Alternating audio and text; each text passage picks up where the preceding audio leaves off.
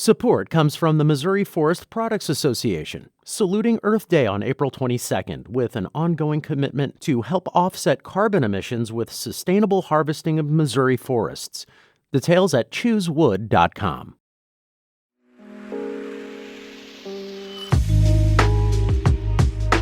And so this is really the time to kind of think, am I making a decision from a rational place or just out of frustration and anxiety?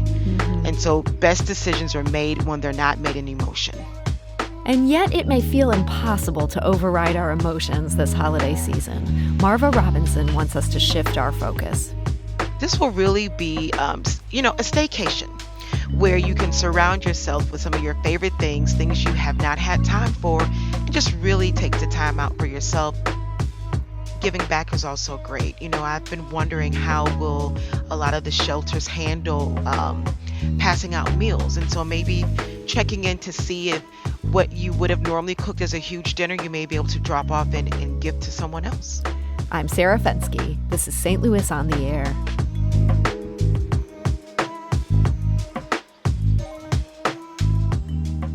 This holiday season is a hard time for family relations.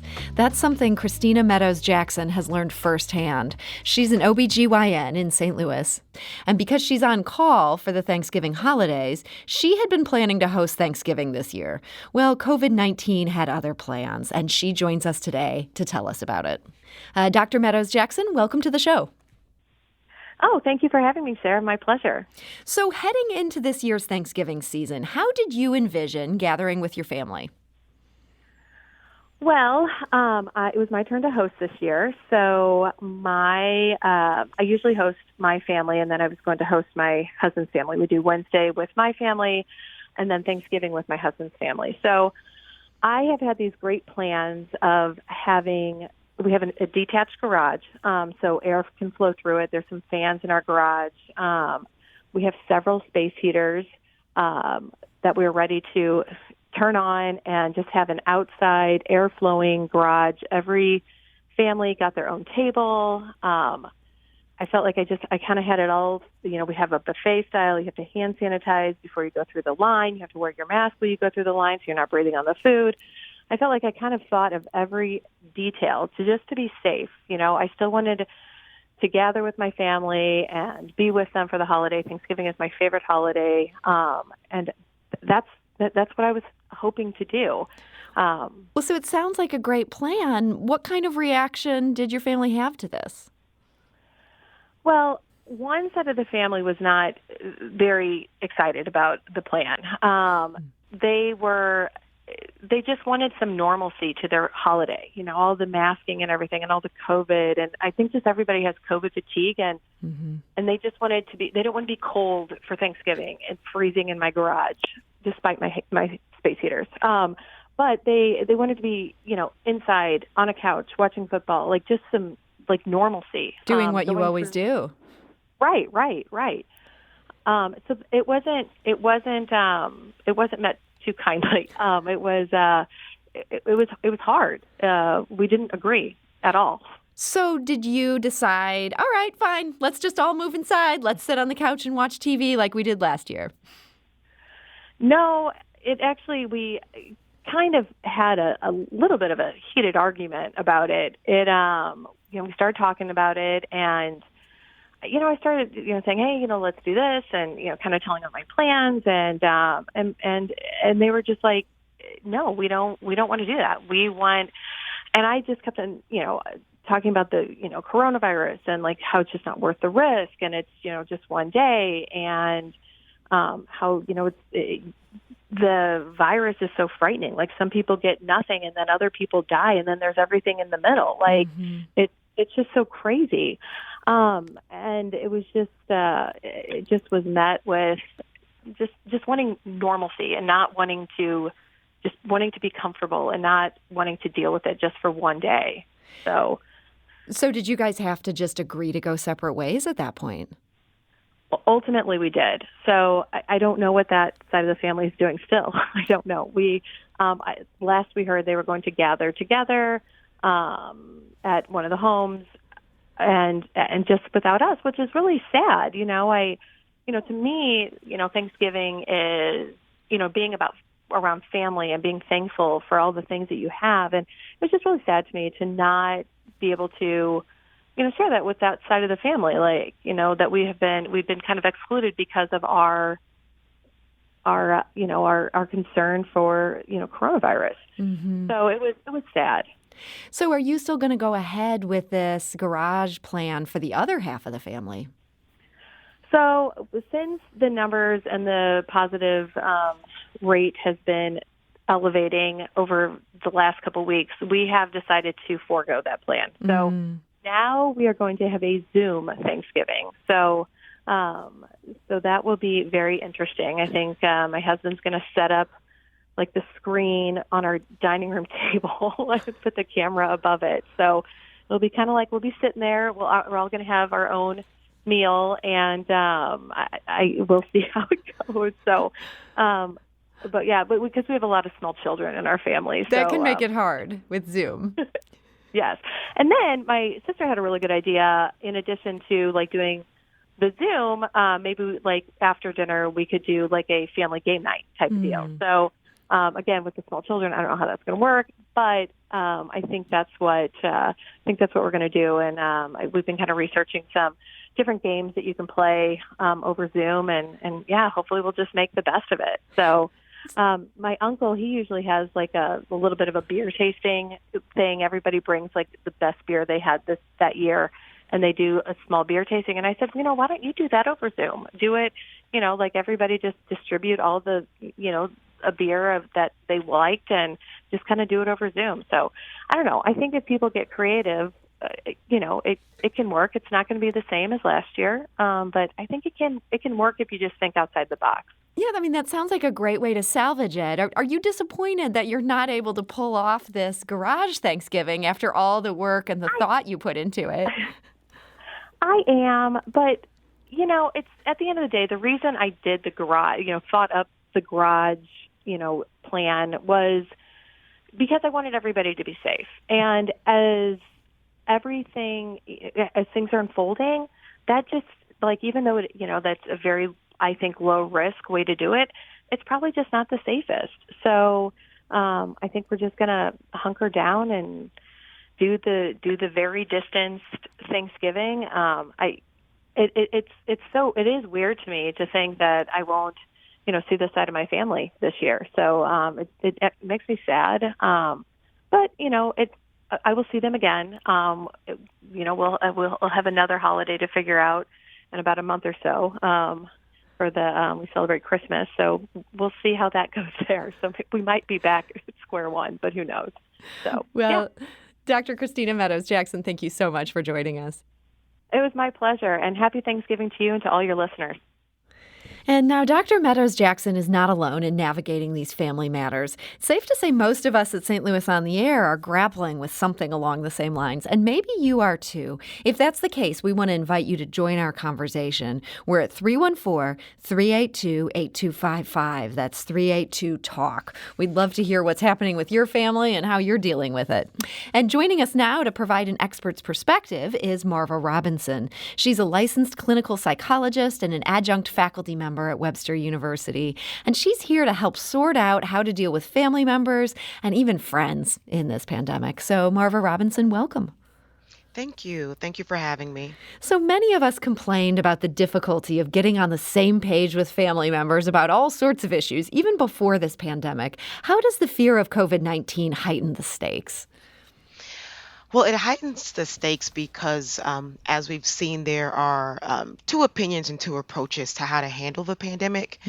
And so, like your previous caller, you may have two different views. And so it does kind of, throw down the gauntlet in terms of having to go one way or the other. It's kind of difficult to compromise on something like this. So it definitely does add a new level of stress to the holidays and determining what your alternative plans will be. Yeah, I mean, we can't just agree to disagree. The choices that we're making here directly affect how our family's holiday is going to go. Exactly. Is there any way that you can announce, hey, our family Thanksgiving is just canceled without there being a whole lot of hurt feelings from people who might not share your fear of COVID-19? Well, I think in order when you make the announcement, you have to think to yourself, you're making the announcement not to get back the warm and fuzzy feedback. You're making the announcement because you're standing on a certain principle, right? And so once you shift the focus of the announcement, it becomes a little less personal. And so you can also kind of anticipate what some of the feedback will be. But if you make your statement about how you will choose to proceed and you give the reasons why, especially being the host who would have the majority of the work anyway, then you can kind of, feel okay about why you made the choice you made. I think that's a good point. Here's sort of a tricky thing I've been hearing about from some friends. What if you have some family members that you've been sharing that bubble with them, and then you have some other family members where they are not in any sort of bubble whatsoever? Can you cut out half of your family, still invite the family members that you trust, and not have bad blood for the next decade?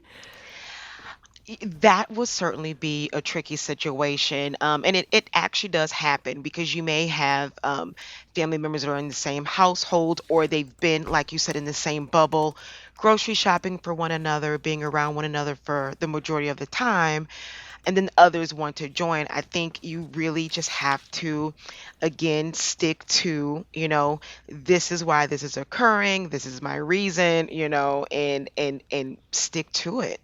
But I mean, I would expect that there may be some hurt feelings.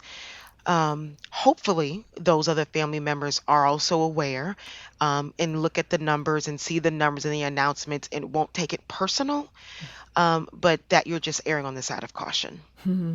Well, we asked our listeners for their thoughts on this, and we'll get to our phone lines here in just a moment. But we did get a voicemail from David in South St. Louis County, and he explained to us why he's changed his plans this year. We have canceled our Thanksgiving plans with my parents and my sister and her husband.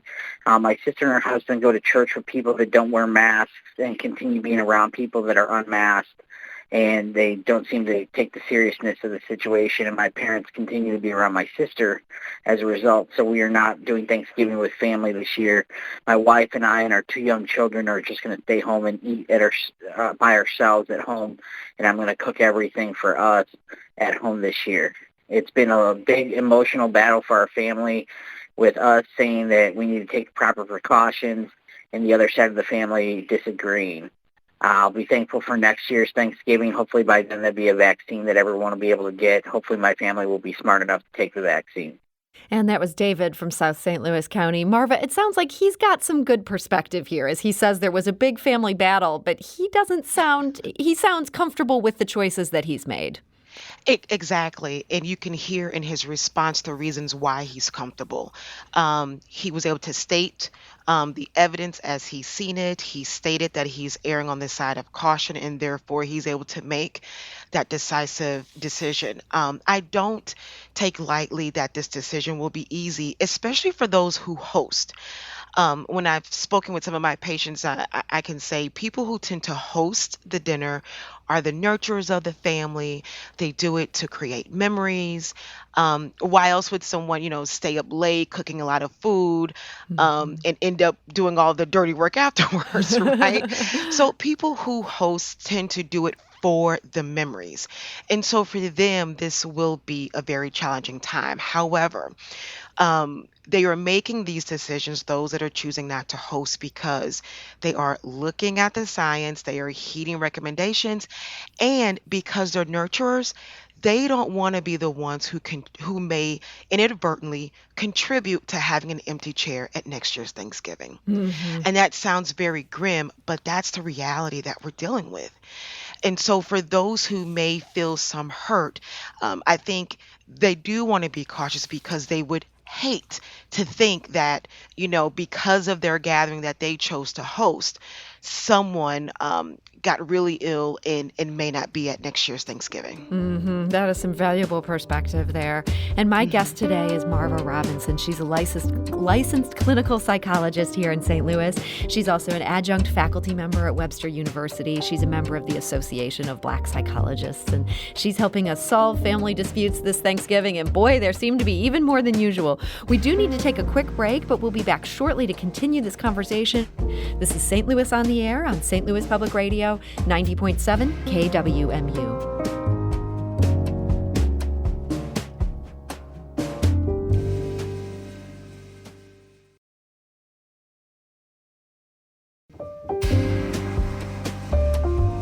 And now back to our conversation. We're talking about handling the holidays with your relatives and friends, especially when you're not all on the same page when it comes to COVID-19 precautions. My guest is Marva Robinson. She's a licensed clinical psychologist and also an adjunct faculty member at Webster University. I want to go to the phone lines. Zach is calling from St. Louis. Zach, hi, you're on St. Louis on the Air. Hi, thank you for having me. Yeah, thank you for joining us. How are you handling all this? What's your situation? So I've been a pizza delivery driver for the entirety of the pandemic. Well, God bless you for that. And that is the Lord's work. Thank you very much. I appreciate a lot when customers are happy whenever I leave pizzas on their doorstep and then stand off the porch while they grab it. I really appreciate doing the social distancing. But my job still has me exposed because I'm in contact with so many people, and I can't necessarily stay for the safety of my coworkers. And so my family, even if we are doing a smaller family gathering, we're only going to have about 8 people instead of the 20-something that we normally do on Thanksgiving. And I'm still very conflicted about whether or not I should be going. That's hard. So you feel like you might be putting other people at risk if you go to even this 8-person Thanksgiving. Yeah, with the amount of cases on the rise, and even if I were to get tested, by the time that I were to get the results back, I will work another couple of days and still be more exposed. Yeah, boy, that is a tough situation. Marva, thoughts on dealing with Zach's conflicted feelings over what sounds like a pretty responsible gathering, and yet, as he says, he's running into all sorts of people through his job. Right. And so I can appreciate the fact that he is thinking about his loved ones, maybe having a conversation with them and talking about what your exposure risk has been like. They may be able to also help him in making that decision as to what he should do. But ultimately, it sounds like he wants to put his family's health as a priority and err on his side of caution. And I'm sure no one could blame him for that. Zach, it does sound like you're kind of leaning towards thinking that you shouldn't go. Are we reading that right? A little bit. I've signaled that I'll probably be going, but I'm still rethinking it in this week. And as we keep hearing the news and how it doesn't seem to be getting any better, and just wondering because I hate gambling to begin with, so I don't like gambling in real life, you know? Yeah, and Marva, this would be a little bit of a gamble for Zach to go. Yeah. And so that was a part of my statement in the last segment is about that, which side would you like for the remorse or the guilt to lie on, feeling bad for not going or feeling bad if you inadvertently contributed to a worse situation. And so, that is the attitude that I think people are wanting to have, is really thinking this through, the pros and the cons, and then making a decision based on safety. Zach, well, thank you for sharing the situation that you're in, and thank you for delivering those pizzas. We rely on people like you. Thank you. Yes, and we wish you the best of luck as you navigate this situation. Thank you for taking my call and for the support. Thank you so much. Let's go. That was a great call, and just, so hard to hear what people are dealing with right now. Let's go back to the phone lines. Marianne is calling from St. Louis. Marianne, hi, you're on St. Louis on the Air. Hi. Thank you. Thank you for joining us. You're quite welcome. Thank you for taking the call. I just wanted to say that I think you can make a new holiday out of this and call it a COVID Thanksgiving. My daughter-in-law's family has the best plan yet. They're going to have turkey sandwiches around a bonfire. That sounds wonderful. I assume they're going to be very distant around that bonfire, which obviously is key. But Marva, what about this idea of just turning this into something different, not even trying to take up these old traditions, but doing something new? You know what? Even prior to COVID, that has always been my angle with a lot of the patients that I work with, especially those who get overwhelmed with Thanksgiving. They see it as a lot of work. My push is always turn it into the holiday that you would want it to be. If Thanksgiving is about being thankful and having a great experience, then what does that look like for you? And for some, it doesn't include doing dishes or cooking. It looks like maybe catching a movie or renting something or painting, you know? So I agree. Being creative this year is definitely the goal. Trying out new recipes or the immediate family talking about what fun activities they'll do. So yeah, I mean, I am definitely all for leaning on creativity so that you can still enjoy the time, and not so much focus on what you're missing, but keeping the focus on what you do have and what you're thankful for. We want to thank Marianne for that call and that creative suggestion. If you can pull off a bonfire, boy, does that sound fun.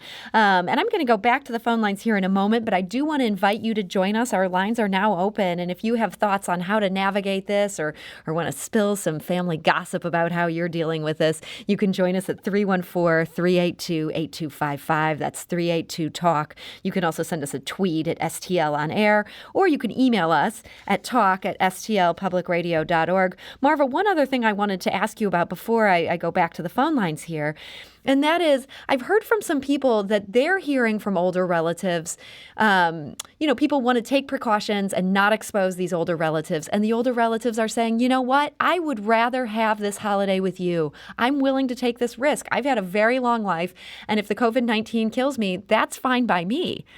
What should people say if this is a message that they're getting from older relatives? Should they listen to that, or do we need to protect them even if they're not sure they want to be protected? Well, the question is, would you want to be the family member that contributes to them being taken out, so to speak? Ooh, yeah. While the older family members may feel that way, that's also a guilt, so to speak, that the individual would have to live with.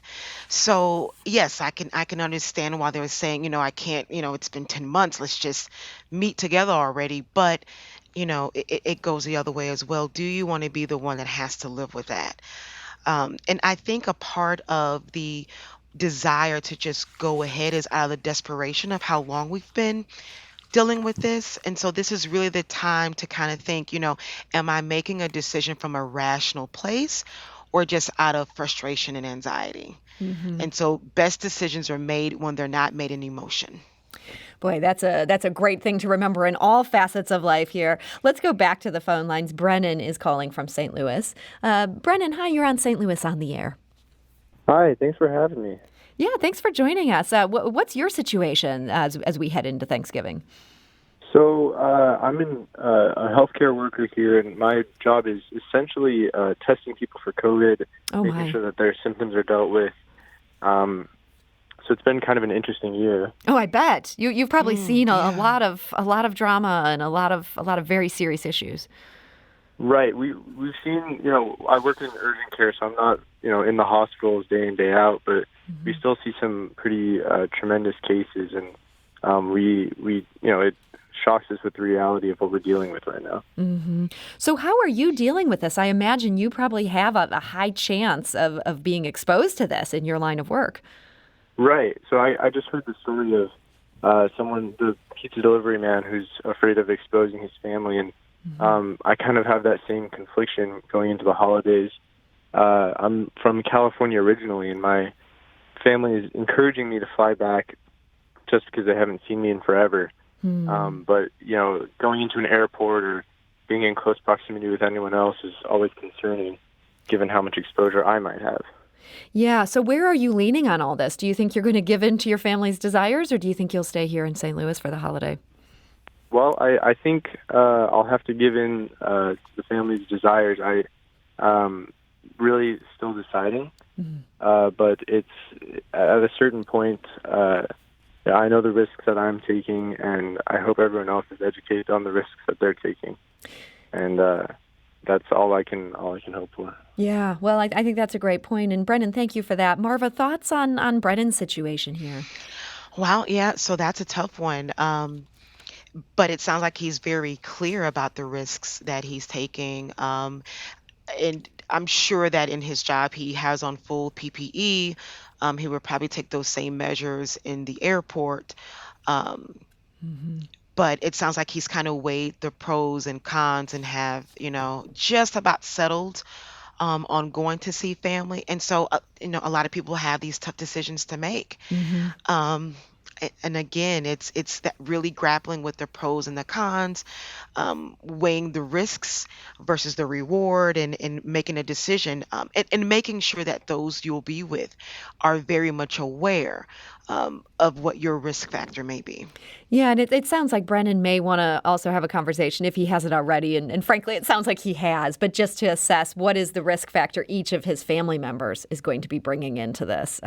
He needs to be mindful not just of himself, but what kind of exposures have they had. Yeah, because then he has to come back home to do a very important job, right? And so Yeah, we need our urgent care workers. yes, we do.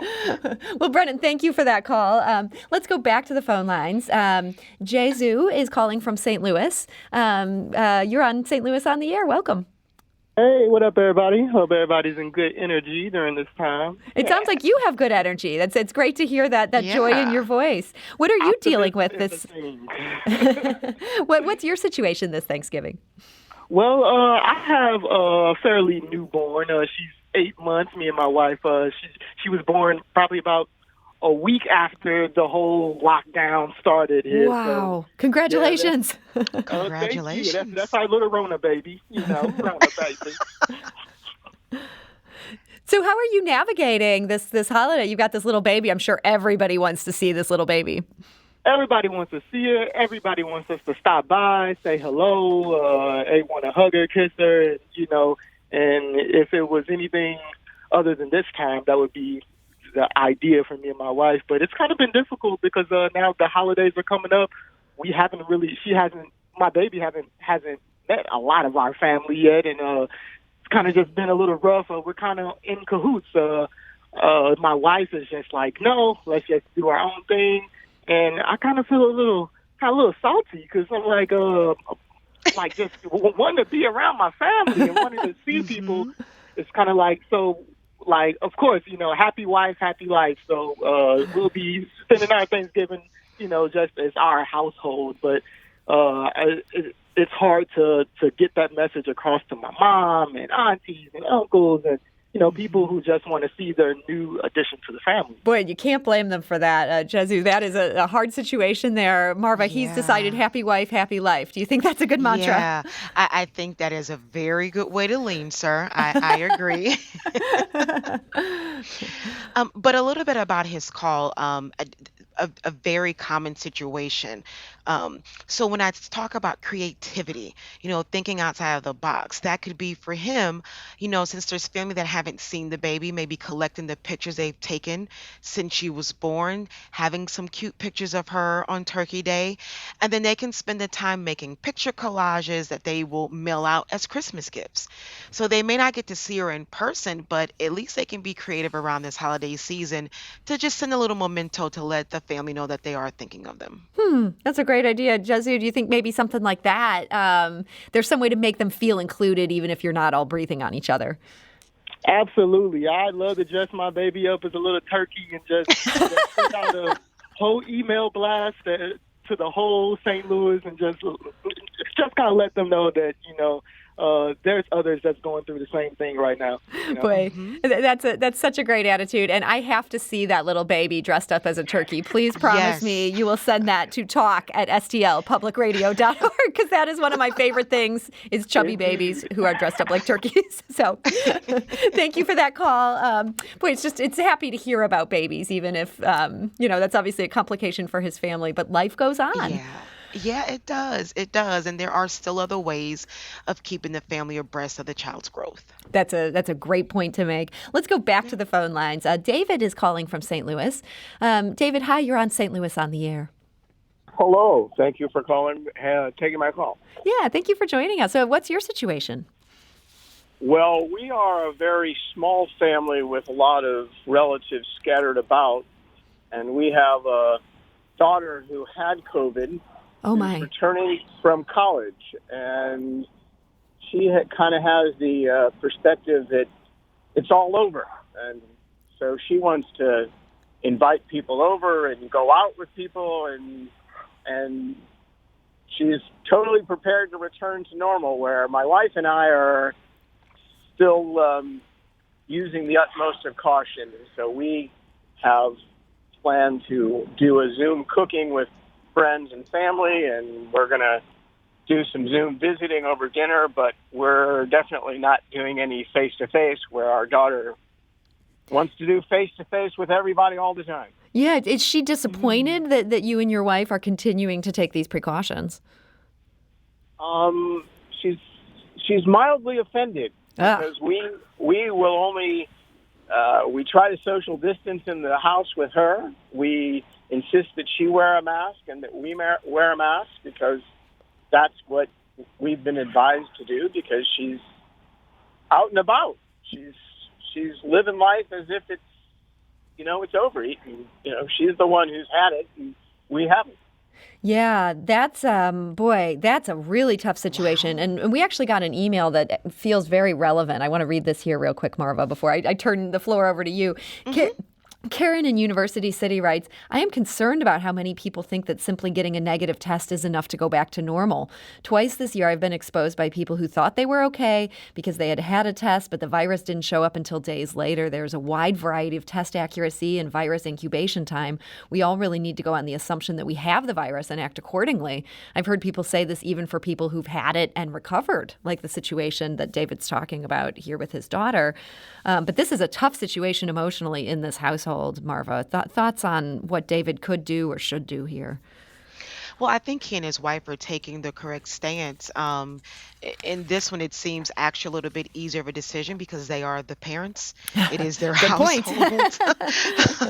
And so ultimately what they say goes. She may be disappointed now, but again, as her parents, they, are able to make those decisions that are best for the household. So I'm sure it has probably led to some debates in the household, but again, it sounds like even her contracting it is enough reassurance for them that they are taking the right steps. Mm-hmm. That's a great point. Well, thank you for sharing that situation, David, and I hope your household can find peace this holiday season. Yeah. Marva, last question for you here today. For some people, the fact that they can't gather with extended family means that they're going to be by themselves for this holiday, and that's a tough situation in any holiday, but particularly this year when we all have just so much fatigue of being alone.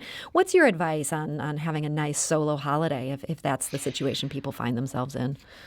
I would shift the focus. You may be alone physically, but you don't have to be in spirit, right? So making a list of your favorite things and engaging in those. There may be some new canning recipes you want to try that you've never had the time to do, or a good book that you've always said, when I get time, I'll do that, or I'll read that now you can. I'm sure FaceTime and Zooms will be really popular. Some people may choose to binge watch on some of their favorite shows that they normally don't have time for. So this will really be, a staycation where you can surround yourself with some of your favorite things you have not had time for, and just really take the time out for yourself and to be thankful. And also giving back is also great. I've been wondering how will a lot of the shelters handle passing out meals. And so maybe checking in to see if what you would have normally cooked as a huge dinner, you may be able to drop off and gift to someone else. Boy, that's a great idea right there. And we do also want to note for people who are considering remote gatherings for this holiday, Zoom has announced that the normal 40-minute restriction on free meetings, they are lifting that on Thanksgiving Day. So you can talk to your family for 3 hours, and you can all argue about Trump and keep going, and there's no cutoff. And so that's something now that everybody has to look forward to. But That's great. So this has been so helpful talking to you today. Marva Robinson, I want to thank you so much for joining us. Oh, thank you for having me, and thank you to the callers and to your listeners. This is St. Louis on the Air on St. Louis Public Radio, 90.7 KWMU. Do you find yourself regularly listening to episodes of St. Louis on the Air? Suggest us to a friend you think might enjoy our conversations, and leave us a review and rating on Apple Podcasts on the App Store. It's the simplest way to help people discover our show. Thank you.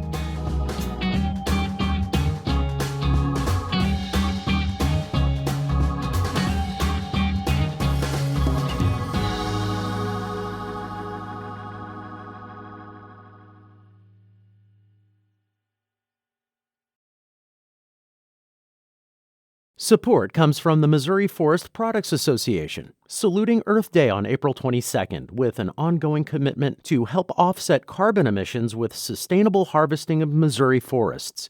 Details at choosewood.com.